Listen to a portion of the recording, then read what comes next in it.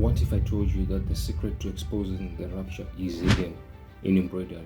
Sounds strange, but stay with me.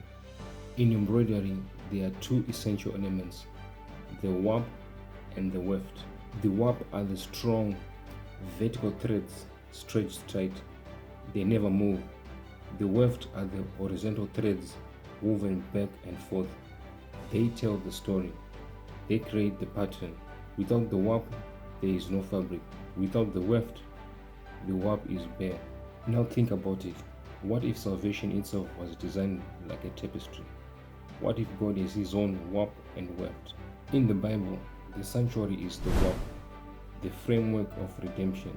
The altar of sacrifice points to the cross. The holy place, Christ's intercession.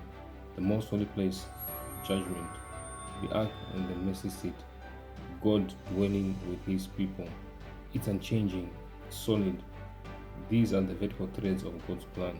Notice, every act of Christ's ministry is locked into this framework. Nothing is random, nothing is floating loose. Then comes the weft. These are the events of history woven across the warp. The Passover was fulfilled at the cross. Pentecost is fulfilled at the outpouring of the Spirit. The cleansing of the sanctuary, which began in 1844, and finally the second coming, when the Feast of Tabernacles is fulfilled and God dwells with his people forever. Do you see it? Every event ties in perfectly. The design is flawless. But here comes the rapture theory. It says believers will vanish secretly before tribulation. But does it fit the warp and the weft? No. It skips the judgment. It invents two comings instead of one. It breaks the feast sequence. It removes the testing purpose of prophecy. Like a loose thread, it lies across the loom, but it never weaves in. Ask yourself, if a thread doesn't tie to the warp, can it ever hold? Paul said, at the last trump, the dead shall be raised incorruptible. Jesus said, every eye shall see him.